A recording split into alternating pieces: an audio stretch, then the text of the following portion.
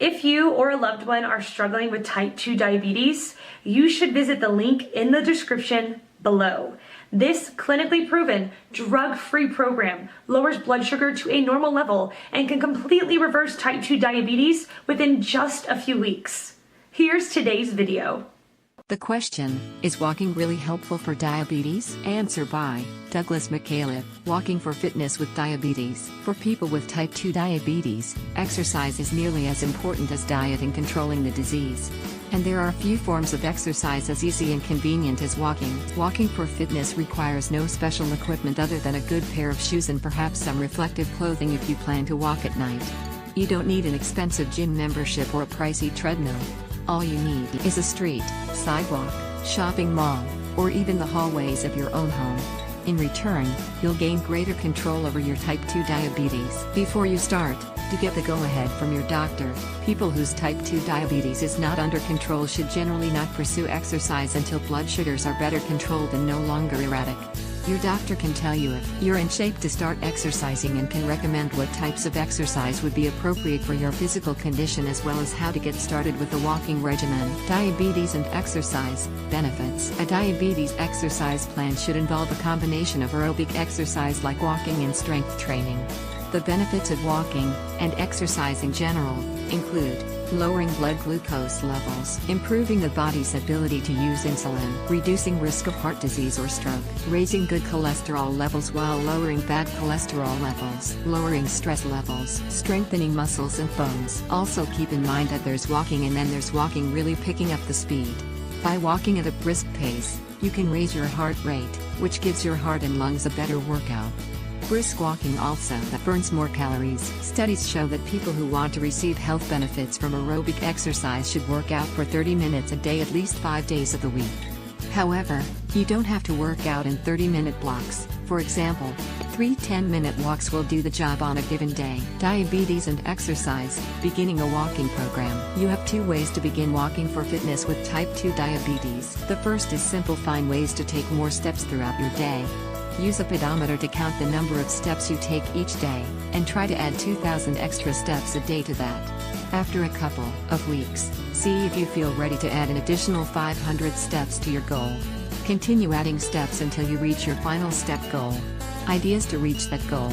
Take the stairs rather than an elevator or escalator. If you happen to be on an uncrowded escalator, walk up the escalator rather than riding up. Park at the far end of every parking lot. Take short walks during work breaks. Stand up and walk in place during TV commercials. Walk the dog every day. The second strategy involves beginning a more structured walking program, in which you tackle walking as an aerobic exercise for your type 2 diabetes.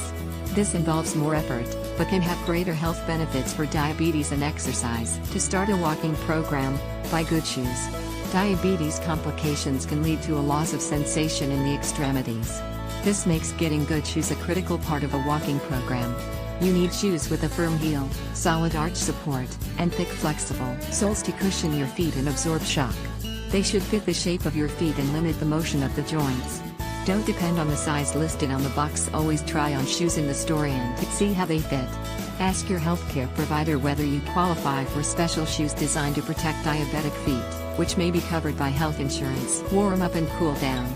Be sure to include a gentle warm-up period at the beginning and a cool down at the end of each walking session. Both should involve walking slowly for about 5 minutes. Perform some light stretching after both your warm-up and your cool down. Move correctly. The heel of your foot should hit the ground first with every stride, with the rest of the foot contacting the ground as you roll your weight forward. Keep your toes pointed forward, your chin up, and your shoulders back as you walk. Be sure to swing your arms. Build endurance over time. Start out walking in 15-minute increments the first week. 5 minutes of warm-up followed by 5 minutes of brisk walking and 5 minutes of cool down. Add 3 additional minutes of brisk walking time to your daily exercise each week thereafter, until you're walking briskly for 1/2 hour or longer. Remember that for the greatest benefits you need to walk at least 5 days a week. Diet and exercise. Precautions required. Exercising with type 2 diabetes requires some special precautions. Hold off on exercise if you have high or low blood sugar. Inject insulin at sites away from the muscles you use most during exercise to avoid hypoglycemia. Drink plenty of water during exercise. Also remember to monitor your blood sugar levels carefully before, during, and after your workout. In short order, you'll be walking your way to better fitness and better diabetes control. This site can help you with the identification of your pills. Not only it will identify your pills, it will also give you a lot of information about it. Answer by True Worth Wellness. After digestion, all the food that we eat is converted to glucose, which is sent to the bloodstream and used for different functions in the body. If you eat a meal of 500 calories, your body utilizes about 350 calories of this for its daily metabolic activities. The extra 150 calories has to be utilized for other functions, or it gets circulated as glucose in the bloodstream. Normally, insulin is required to mobilize this extra sugar into fat for storage in fat cells or any other product in the body.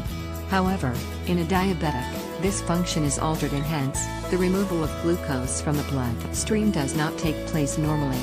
This results in consistently high blood sugar levels in diabetics. Walking helps improve the functioning of all the glands and hormones in the body. This cannot be done more effectively than any other exercise. Source: https://www.thewellnesscorner.co. Answer by Abigail Middleton. I found many published studies on walking with diabetes, and most show the benefit. I've categorized them below into type 1 diabetes, type 2 diabetes, and pre-diabetes/overweight/obese.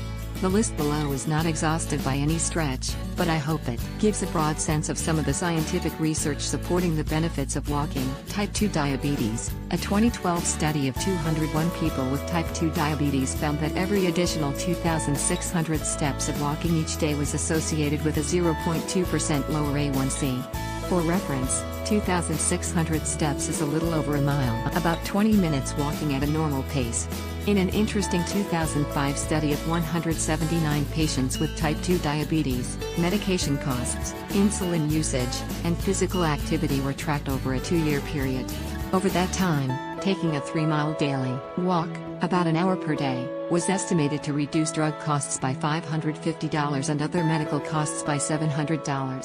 The number of patients on insulin therapy also fell by a compelling 25%. And a small 2012 study examined the emotional effects of walking in individuals with type 2 diabetes. In the 16 patients that participated in the study, 20-minute walks were associated with significant positive influences on psychological well-being. Type 1 diabetes. Though few studies have tested walking in people with type 1 diabetes, the results do seem positive, particularly after meals. A 2012 study examined 12 patients with type 1 diabetes over 88 hours. Those who walked after meals had approximately 1/2 the glucose excursion compared to those who did not walk after meals. Interestingly, the same study found a similar glycemic benefit in those without diabetes. The researchers concluded, walking significantly impacts postprandial, after meal, glucose excursions in healthy populations and in those with type 1 diabetes. Pre-diabetes/overweight/obese, a 2007 analysis, which included 5 studies examining walking and the risk of type 2 diabetes, data from a staggering 301,221 people, found that those who walked regularly, about 20 minutes per day, had a 30% lower risk of developing type 2 diabetes compared to those who did almost no walking at all.